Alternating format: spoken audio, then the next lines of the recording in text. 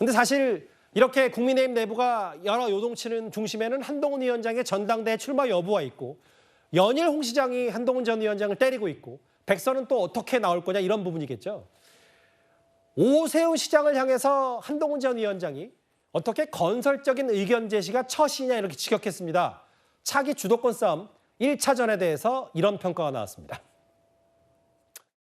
최근에 이게 해외 직접 구매 금지 논란과 관련해서 당권 주자들을 비롯해 차기 잠룡들이 줄줄이 글을 올렸는데 이건 좀 어떻게 보셨습니까? 대권 주자가 의도치 않게 얽히고 설켜 버렸습니다. 그러니까요. 직구 논란에 대해서.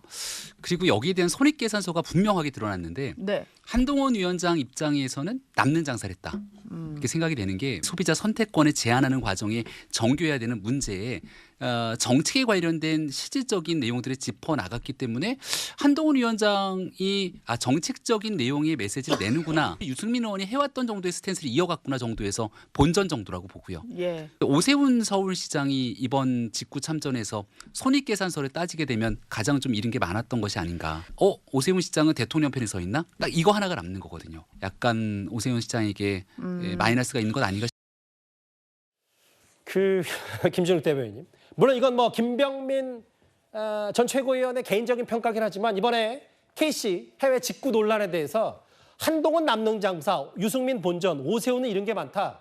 상대당으로서 이 평가 동의하세요? 뭐 비슷합니다. 왜냐하면 지금 그 한동훈 전 비대위원장 같은 경우에는 첫 번째는 홍준표 그 대구시장하고 일합을 겨뤘죠. 그때는 홍준표 대구시장이 아무리 뭐라고 해도 그냥 무시 전략이었습니다. 그런데 이번에 오세훈 시장, 서울시장이 뭐라고 하니까 바로 반격을 해가지고 이게 어떻게 내가 잘못된 얘기를 한 것도 아닌데 이거 어떻게 처신이라는 표현을 쓸 수 있냐라고 얘기하면서 사실상의 판정승을 거뒀다. 이렇게 볼 수 있거든요. 근데 한동훈 전 비대위원장 같은 경우에는 이번 이 홍준표 시장과 또는 오세훈 시장과의 이 일합을 겨루면서 확실한 차기의 잠룡 이 반열에 들어섰다 이렇게 볼 수밖에 없을 것 같고요.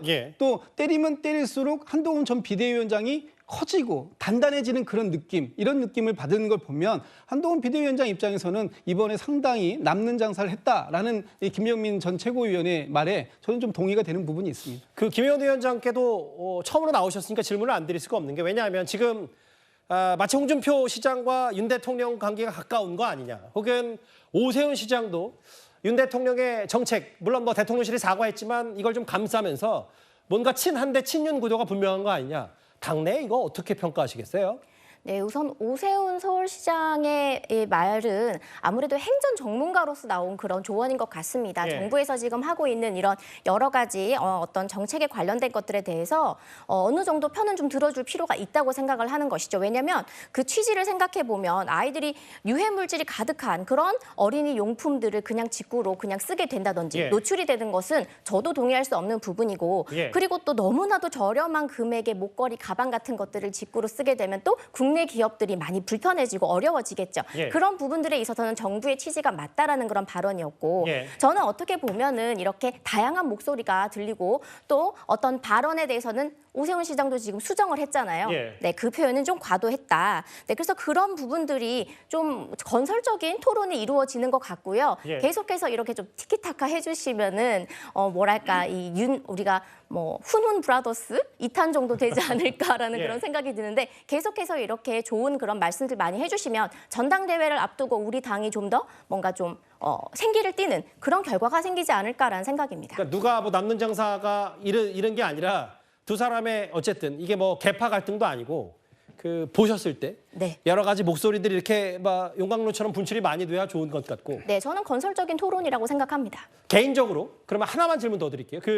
이번 총선 백서팀에 계시니까 여기 아까 허민 기자께서 항상 얘기하는 말이 이번 총선 진단을 하자면 윤7한3이라고 해서 윤석열 대통령 책임 7, 한동훈 전 위원장 책임 3 이런 표현도 썼는데 김의원 위원장 개인적으로는 어떻게 생각하세요? 개인적으로라고 하면 사실 저는 당에서 4년 전 백서의 내용을 읽어보면 당의 지금 현재의 모습과 똑같습니다. 4년 동안 개선된 부분이 하나도 없기 때문에 그것이 저는 가장 큰 원인이라고 생각합니다. 알겠습니다. 오랜만에 좀 처음으로 모셔서 한번 여러 가지 제가 좀 직접적인 질문을 들어봤는데 알겠습니다. 지금 뭐 그게 계파 갈등이 아니라 정책 경쟁이라고 하셨어요. 지금까지 들은 여러분들의 목소리를 만나볼 차례죠. 첫 번째 댓글입니다.